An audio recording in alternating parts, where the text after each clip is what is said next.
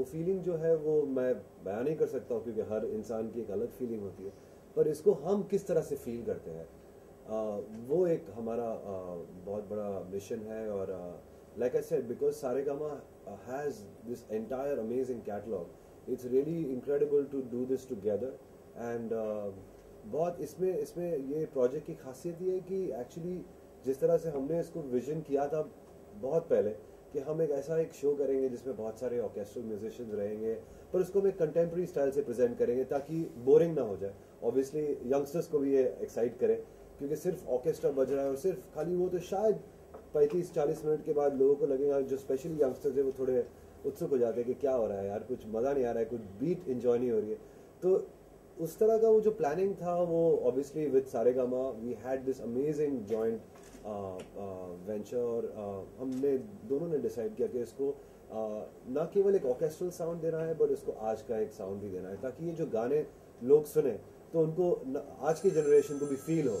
Thank you for that. आज की generation को भी फील हो कि यू नो इसमें एक जान है, आज इसमें आज की खुशबू है, आज की बात है।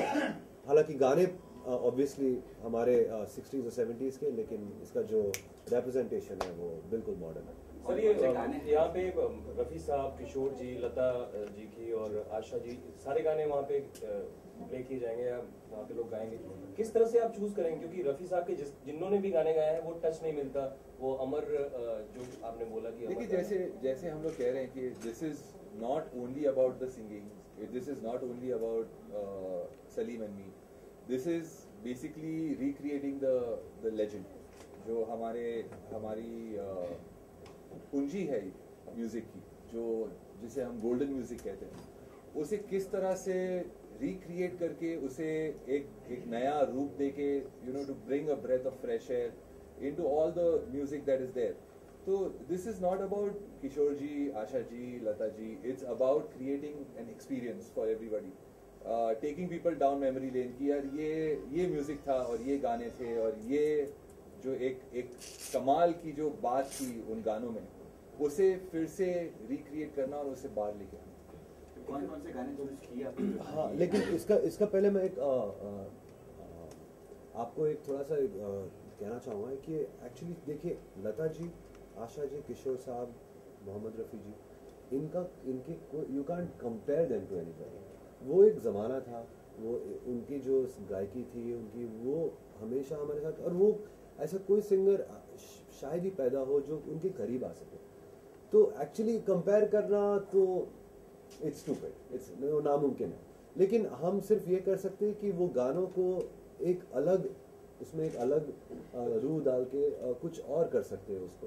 और हमने चूज़ किए हैं सिंगर्स हमारे साथ ट्रैवल करेंगे शो में, जो यहाँ पे परफॉर्म करेंगे और अब्रॉड भी परफॉर्म करेंगे हमारे साथ।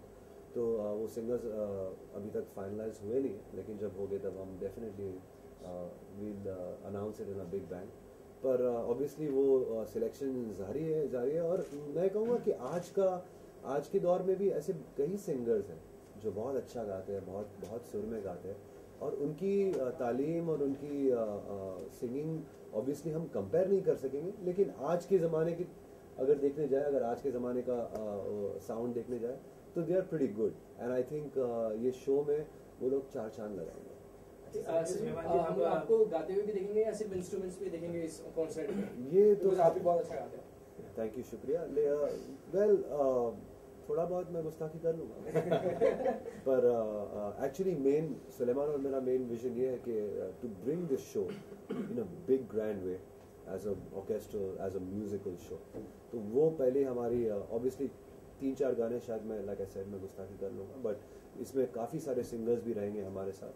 और इसका जो मेन मोटिव है वो ये जो गाने हैं उसको ऑडियंस को की तरफ हम की ओर पहुँचाए इन अ ब्यूटीफुल अमेजिंग वे, इस तरह से पहुँचाए कि एक यादगार सिचुएशन रह जाए हर कोई ऑडियंस के लिए, हर कोई शख्स के लिए जो ये शो देखेगा उनको ऐसा लगेगा कि नहीं क्या बात है यार, बहुत अच्छा लगा।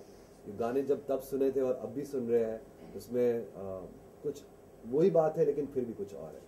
तो डिफरेंट शो करने की कोशिश कर रहे हैं, और इसी जवाब से जुड़ा हुआ मेरा सवाल है, हर एक चीज़ के पीछे एक सोच होती है, एक प्रेरणा होती है, तो ये आपको कहाँ से मिला कि मुझे इस तरह से करना चाहिए? देखिए मोटिवेशन क्या होता है कि हम आजकल नए गाने क्रिएट करते हैं और रीमिक्सेस आते हैं, और वो गानों जब रीमिक्सेस आते हैं तो ऐसे लगता है कि यार ये गाने इतने अच्छे हैं, मगर उन्हें राइटली रिप्रेजेंट नहीं किया जा रहा है। ये लाइव शोज के अंदर बहुत रेयरली आते हैं। एक ग्रैंडनेस जो इन गानों की थी, when you here the song you feel like अरे यार क्या गाने थे और क्या ऑर्केस्ट्रेशन था और क्या उसका सेटअप होगा जब उन्होंने इसे क्रिएट किया होगा, जो बड़े बड़े गाने हैं।